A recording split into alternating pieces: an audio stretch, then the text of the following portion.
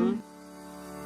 Perkenalkan, kami dari kelompok 1. Kami akan membahas tentang Yesus Kristus kepada Wahyu. Saya Gabriela Indra Kesaka. Saya Regina Pinkan Montolalu. Saya Abelio Damaya. Saya Gracilia Putri Sandarante Allah.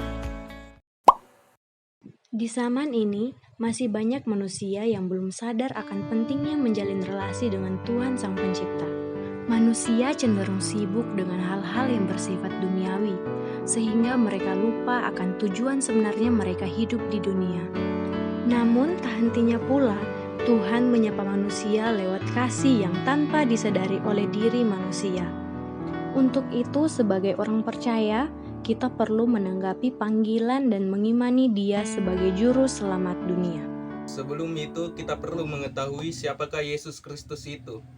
Yesus Kristus adalah inti bagi gereja, yang berarti adalah Allah yang menyelamatkan, dan Kristus dalam bahasa Yunani artinya Mesias, yang dimaknai dengan Yesus Kristus tentang siapa dirinya dan misi kedatangannya ke dunia. Anggota gereja percaya Yesus adalah Putra Allah, Putra Tunggal dalam daging, menurut Yohanes pasal 3 ayat 16. Kita perlu benar-benar mengenal Yesus. Mengapa? Alkitab berkata, untuk mendapat kehidupan abadi, mereka perlu mengenal Engkau, satu-satunya Allah yang benar, dan mengenal Yesus Kristus yang Engkau utus. Yohanes pasal 17 ayat 3. Jadi, kalau kita benar-benar mengenal Yahweh dan Yesus, kita bisa hidup selamanya dalam Firdaus di bumi. Yohanes pasal 14 ayat 6. Selain itu, kita akan mendapat manfaat kalau kita mengenal dan meniru Yesus. Dia adalah teladan terbaik dalam menjalani kehidupan dan memperlakukan orang lain. Kalau begitu, bagaimana dengan wahyu? Apa sih wahyu itu? Jadi, semua tanda yang dipakai Tuhan dalam berkomunikasi dengan manusia atau tanda cinta kasih Tuhan kepada manusia itu disebut wahyu. Adapun beberapa pendapat pengertian wahyu seperti yang pertama menurut Paulus. Menurut Paulus, wahyu adalah pernyataan rencana ilahi penyelamatan Allah dalam Kristus. Allah membuka diri demi keselamatan manusia. Yang kedua yaitu menurut ajaran gereja. Menurut ajaran gereja, wahyu adalah Allah yang menyapa manusia dan memperkenalkan dirinya serta mengajak manusia ikut serta dalam kehidupan ilahi. Dan yang terakhir yaitu menurut Konsili Vatikan II. Menurut Konsili Vatikan II, wahyu adalah komunikasi pribadi antara Allah dengan manusia yang ada di bumi ini. Nah, setelah kita mengetahui siapa itu Yesus Kristus dan apa itu wahyu, selanjutnya kami akan menjelaskan apa arti Yesus Kristus kepada wahyu. Yesus Kristus adalah puncak dan pemenuhan wahyu Allah. Di dalam Yesus Kristus, Allah yang menyapa manusia dan rencana keselamatannya mencapai kepenuhan.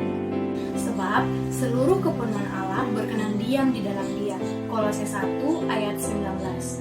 Di dalam Yesus, perwahyuan Allah tidak lagi menjadi suatu rencana keselamatan, melainkan justru Yesus Kristuslah keselamatan itu sendiri.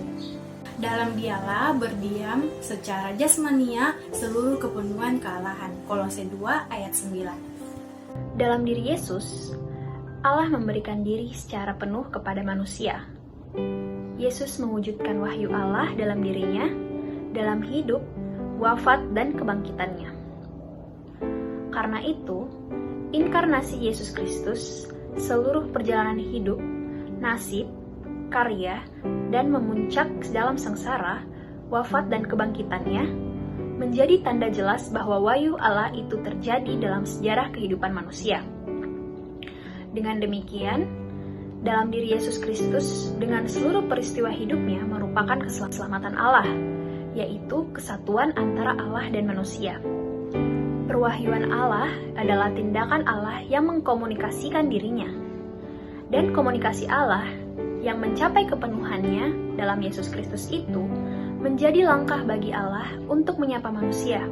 Ia tidak pertama-tama memerintah, melainkan mengajak manusia untuk berkomunikasi dan mengundang manusia masuk dalam persekutuan dengannya. Komunikasi Allah mengundang manusia untuk tidak hanya diam saja, tetapi perwahyuan diri Allah mengundang manusia dalam percakapan yang intim dengan Allah. Sekian penjelasan materi dari kami. Lebih Dan kurangnya mohon dimaafkan. Terima kasih dan Tuhan Yesus memberkati.